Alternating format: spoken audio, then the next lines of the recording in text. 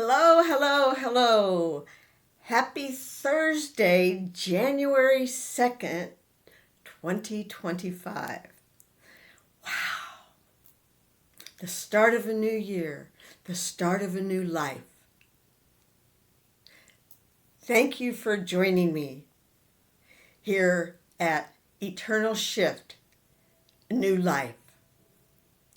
We're going to have fun today. We're going to talk about how to get rid of toxic people, how to cut a toxic person off, because we all know how difficult toxic people are. So for years, the thought of cutting off any of my toxic friends or family members was terrifying and made me feel guilty and insecure just thinking about it. Today, I consider it to be an ultimate act of self-love and self-respect that completely changed my life. Yes, it did. And I am so happy. I was finally able to say no to a narcissistic friend, relationship limbo, situationships, and say yes to myself, my happiness, and my peace of mind. Absolutely. I am no stranger to cutting people off. I've cut off toxic friends, exes, and family members. Sometimes all three of those categories at the same time. And no, I'm not that heartless bitch that you're thinking about. It wasn't always easy for me. It still isn't sometimes. Hell, I went almost 40 years before I cut off the last toxic, narcissistic son of a bitch. There are some good and some bad reasons to cut a person off your life. I encourage you to trust your gut feeling. Oh God, I wish I'd trusted my gut feeling 30 years ago. I'd be in much better shape than I am right now. But with that said, I encourage you to trust your gut feeling to decide whether or not that person deserves being cut off. Were they emotionally or physically abusive? Are they using you?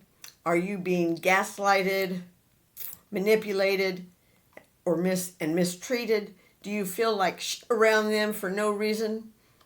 Feel like you're going crazy? I did. That's all those feelings that I just read off. That's how I felt with this person for 38 years.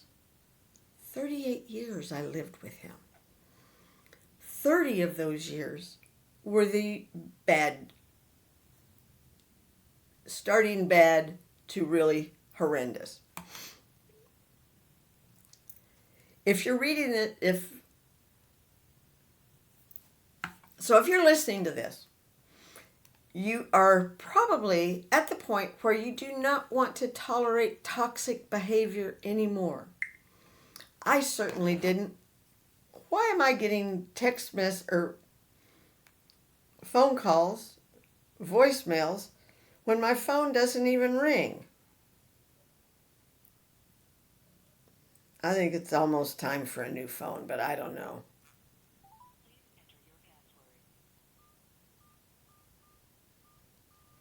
And the only reason I'm answering is I am expecting a call, and it's a voicemail.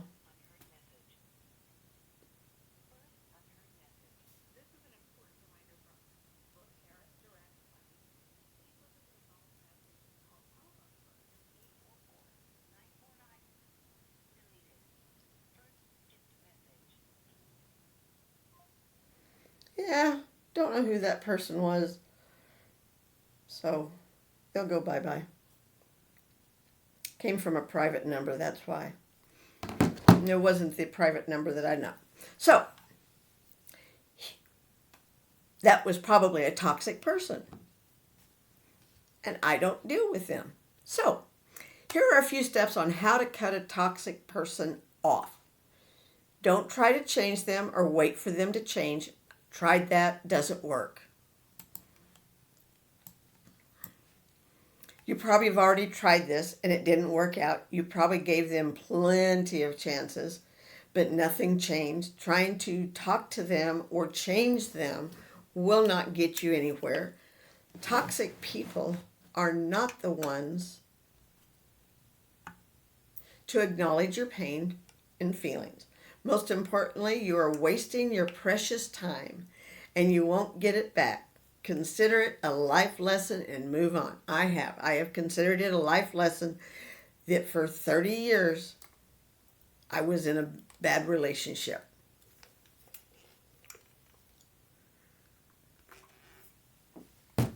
And it was a life lesson. I'm 71 years old. I have maybe 20 some odd years left to make a good life, and I can do it. I can do it. Yes, it might seem like an extreme measure to take. Stop talking to them at all. Absolutely. That's what I've done. They might call you childish or immature. You might not have the willpower to stop talking to them out of the blue. Your curiosity might as well drive you crazy. But guess what? You will not cut a person off if you continue talking to them. They still have access to you and are always available and you are always available to them whenever they please. You won't get any closure from them either. And that's absolutely true.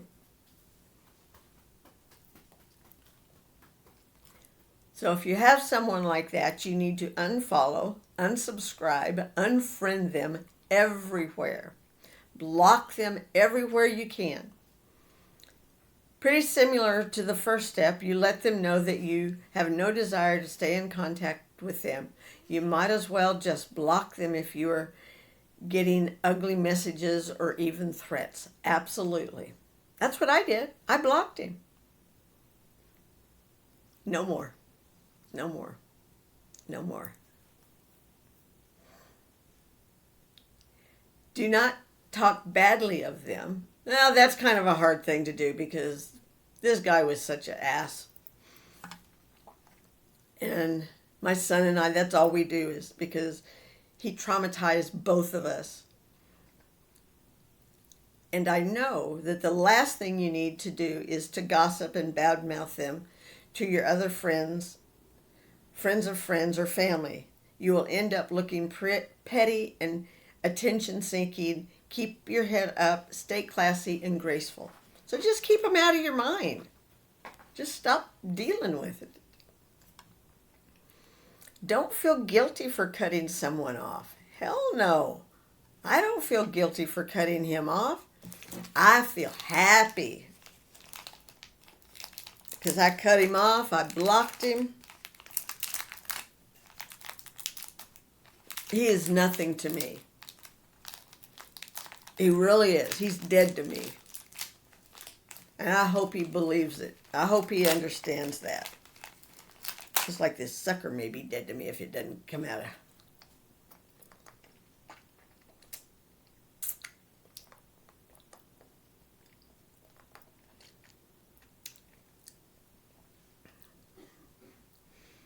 There might be a point in the process and you will start doubting yourself and your decision. But again, the chances are that the relationship between you and the person you're thinking about is a dead end. The right decision is always the hardest one to make. And you should absolutely not feel bad for choosing your feelings over theirs. Absolutely. Their feelings mean nothing to me. I don't care if they have feelings.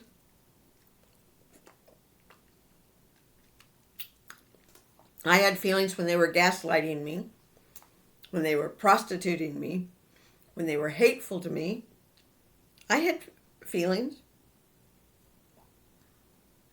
He didn't care about my feelings, so why should I care about his? I shouldn't. I did at one time, but I don't anymore. I can't. My brain, my soul can't afford it. So I have to put myself first and foremost. No one is interested in your well-being more than you. Take control of your life and treat yourself with the highest level of respect.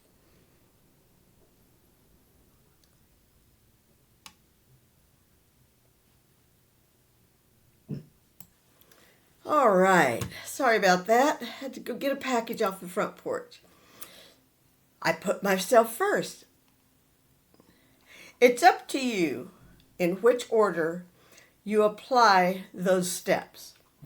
But I guarantee that this is going to grant you peace and benefit your mental health in the long run. After some time, there is a high probability that you stop meeting toxic people. You simply won't even gravitate towards them. Oh God, won't that be nice? In the past, people around me treated me with disrespect and questioned my worth.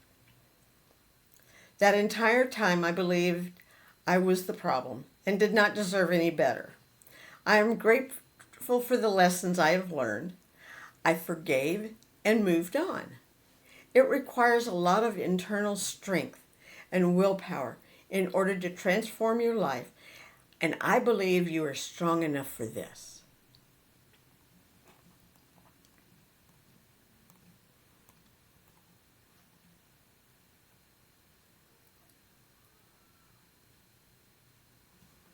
All right, so bear with me.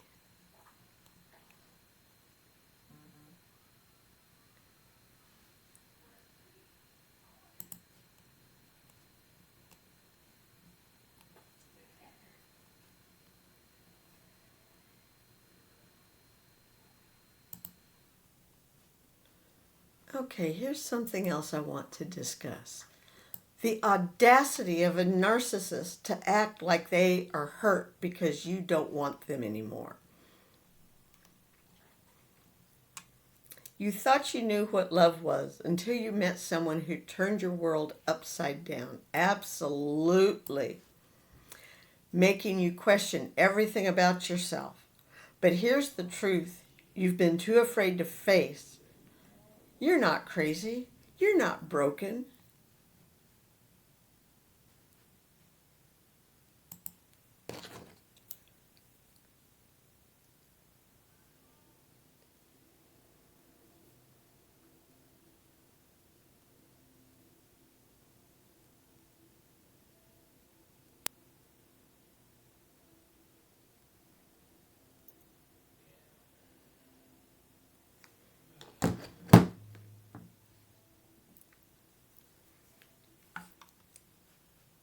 Let's see. You thought you knew what love was until you met someone who turned your world upside down, making you question everything about yourself. Absolutely. But here's the truth you've been too afraid to face. You're not crazy. You're not broken. That's right. I've fixed myself. I was broken, but I'm not broken anymore. And you're about to learn how to break free from a toxic cycle that has held you captive for far too long. Ready to take back control? Absolutely. To the narcissist who is now acting like you are the one suffering,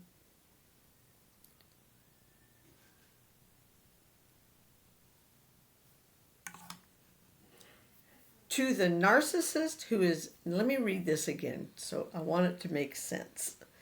To the narcissist who is now acting like you are the one suffering because I no longer want to be a part of your life. It's time to face the truth.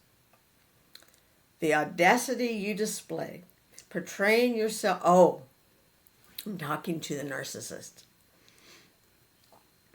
The audacity you display, portraying yourself as the heartbroken one after I walked away, is nothing short of astounding. But here's the thing you don't seem to understand. Your pain is not the same as mine. Your self-centered theatrics only expose the depth of your entitlement. a narcissist's need for control.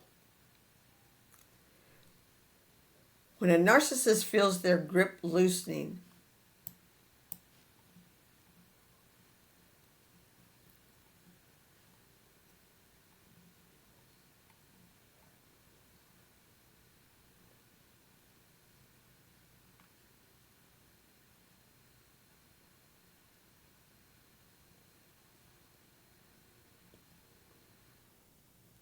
so when a narcissist feels their grip loosening, when someone they've been manipulating or controlling decides they've had enough, the response is often one of outrage and victimhood. Your narcissist seems to think that because I've chosen to leave you, I've somehow committed an unforgettable betrayal.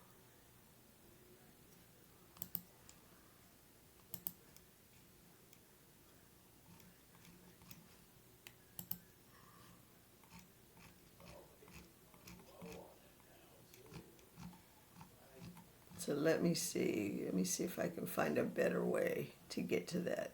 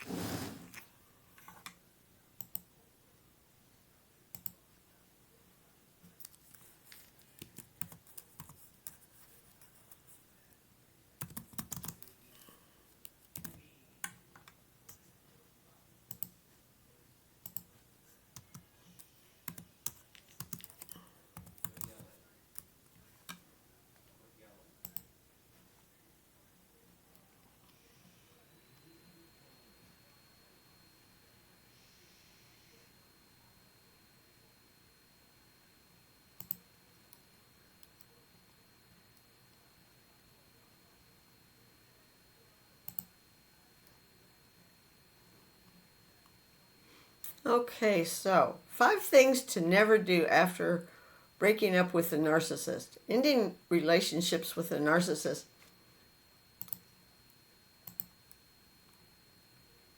can be an emotionally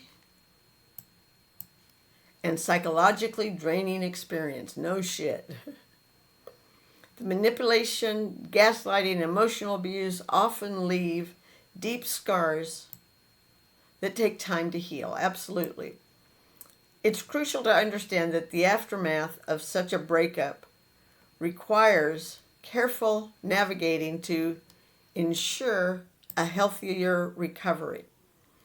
5 things to never do after breaking up with a narcissist.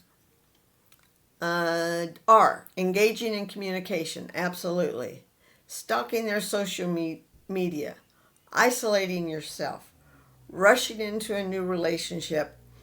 And neglecting professional help. Absolutely. Absolutely. You have to no longer communicate with them. Block social media. Don't isolate yourself. That's wrong. Don't rush into a new relationship. Why? Why on earth would you? And do not neglect professional help. I got professional help. It has helped me. It continues to help me. So, we need to go no contact and avoid all communication with a narcissistic ex-partner.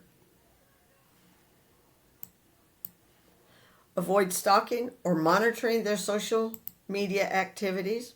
Why do you care? Stay socially engaged and connected with your support system. Unfortunately, at the time, I didn't have much of a support system.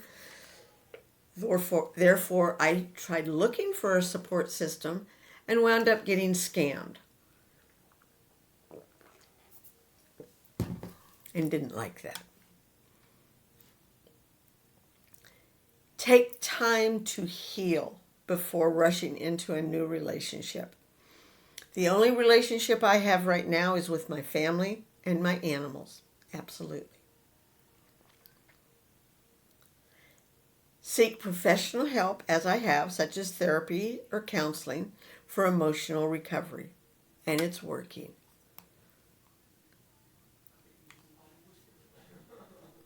Navigating post-narcissistic breakup, avoiding common mistakes.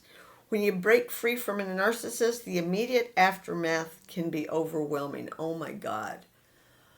Oh my God, can it be overwhelming? It really was. It just totally freaked me out. The emotional turmoil can cloud your judgment, making it easy to fall into traps that hinder your recovery and get you scammed. This is why it's essential to be aware of the common mistakes that people make after ending a relationship with a narcissist. By avoiding these pitfalls, you can pave the way for a more stable, fulfilling future.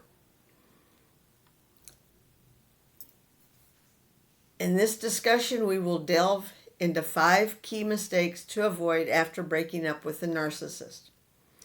Understanding these missteps will help you set boundaries, regain your self-esteem, and move forward with confidence.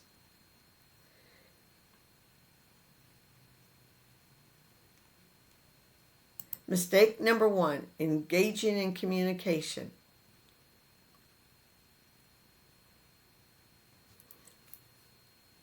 Continuing communication can hinder your recovery because that narcissist is still going to try his tactics on you. You need to prioritize yourself. You need to give yourself self-love.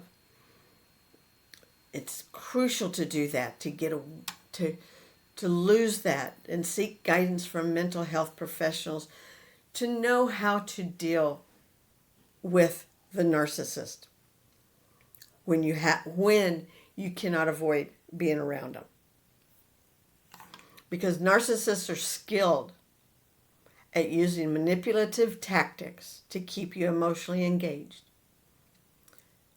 They may employ guilt, even threats, to draw you back, absolutely, into their web, reopening emotional wounds and causing self-doubt.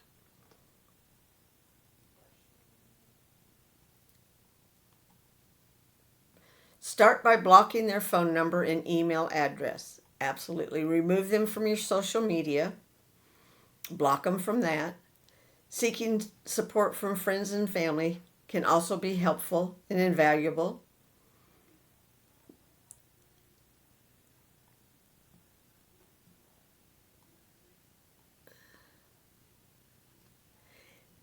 The no contact will help you in building your self-esteem up, because that's what you're needing, is you need to build your self-esteem. I'm just going to kind of go through these. Tomorrow, we'll dig deeper. Mistake number 2, stalking their social media. I did that at first, and it was the worst thing in the world for me to do. I had to quit.